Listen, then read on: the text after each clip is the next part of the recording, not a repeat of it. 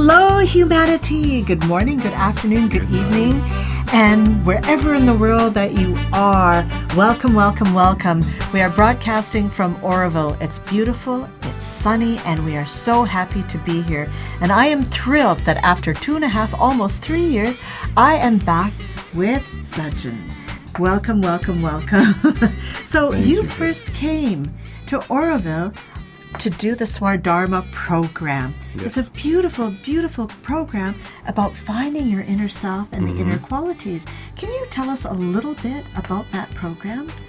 Okay, so Swadharma is a 6-week journey of learning, and to say anything about it is only like putting it in a box, but it opens doors for you in a way that you wouldn't imagine, with talks and lectures, and also like diving deep into self and inner work with soul forces and how you align with the different energy centers in the body, and moving with that, meeting people who resonate with that energy so that you can find within yourself, bring out in the world, and get validated by people who have found their calling, so that you can begin that brave step, take that first brave step into that journey.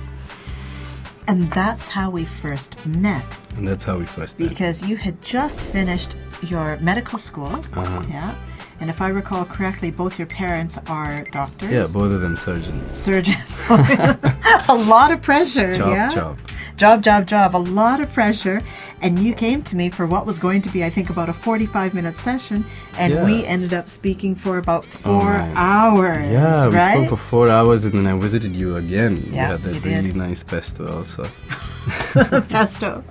And what was it then that brought you into that? Because here you are being curious, trying to find out about yourself. You've got your parents, and you come from a very strong Orthodox Indian family, and you were made to go in this certain way. What did you discover, and what can you share? I'd say that the newness of it was a huge contrast for me. I graduated on the 19th and 20th. I was in Oroville, which was so far away from where I was in the hospital. And you could even say so far away from all the structures that I'd found familiar in my life growing up. And a part of this journey, meeting people, one of the people that I'd met was you. I'd chosen to meet, what is it that is missing in a hospital? There is joy that is missing. There's laughter in the faces that's missing. What is it that a human being can truly cherish when they would want to be healthy? Where is the well-being?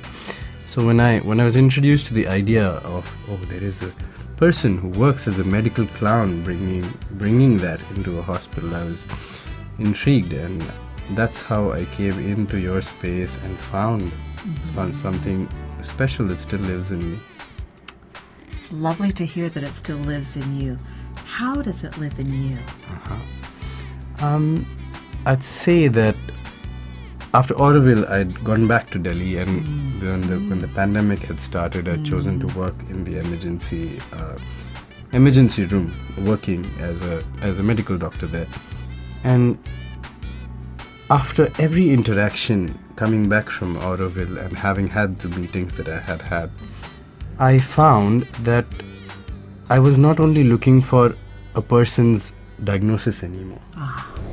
I was looking behind the diagnosis. I was looking at the person. I was looking at what beyond the medication can bring true health to this person, or like what beyond the medication can bring laughter or a smile in this person who would want to live beyond just being given maybe a paracetamol or pain relievers or anything that they needed.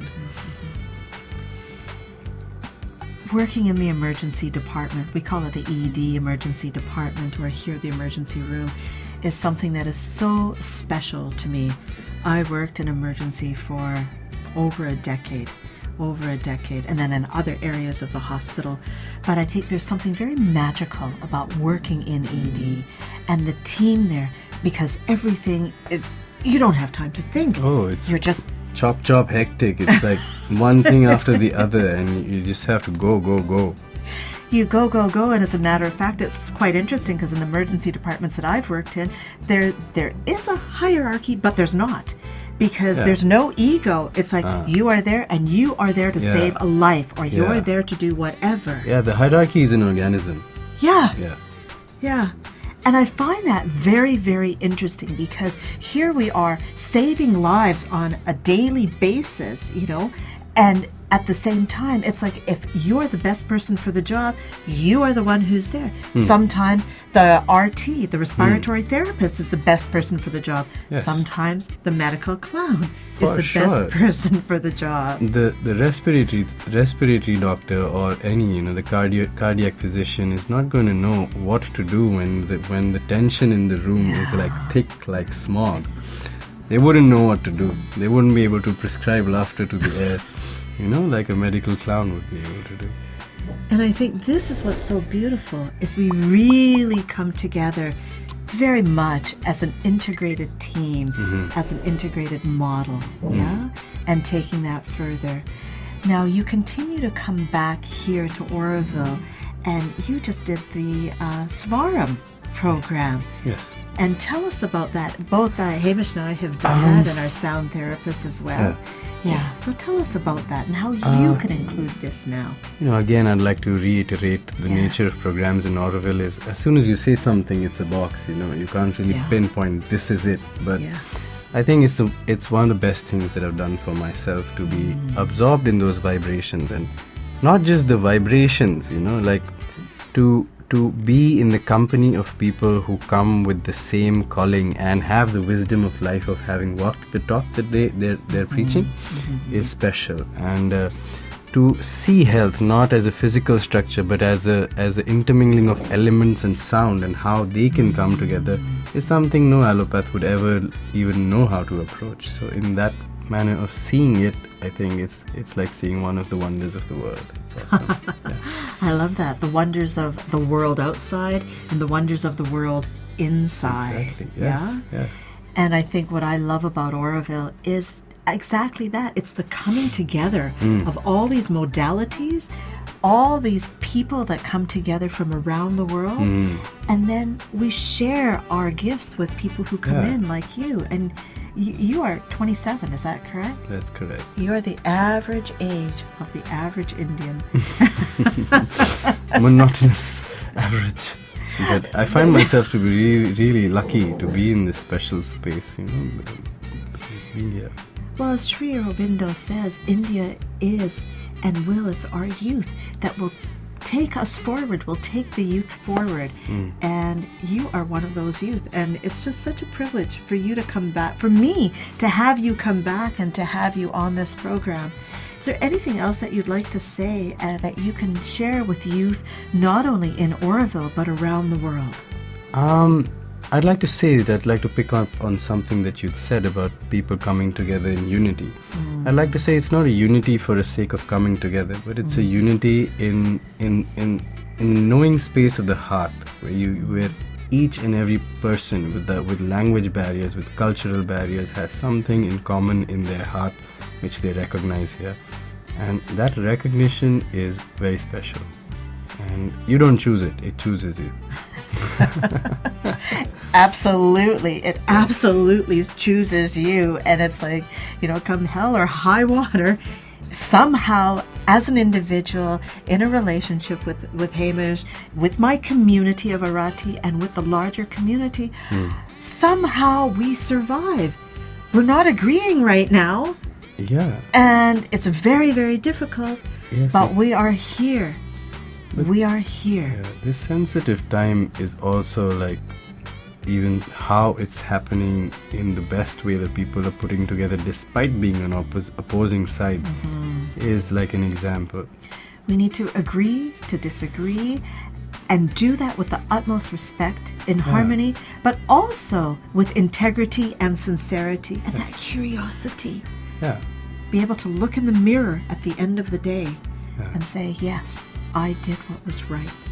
Yeah. And tell us just, where are you off to next? Not just a hospital, but you also do? So right now, right after this talk, I'm headed to Chennai. And there I'm learning anthroposophic medicine, and I hope to work. I've been offered work with a Waldorf school in Chennai, so I'll work with them as a school doctor. Wow. Yeah.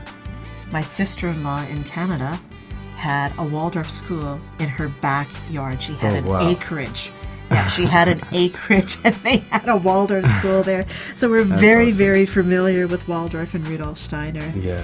I just so wish you all the very, very best Thank you. in this new year. I'm Thank so you. glad that you Yes. came and reconnected with us. I'm sure I'll see you again, and I'm sure I'll see Medi Clown Academy with the clowning and all the sound healing modalities and everything, carrying it together at the forefront.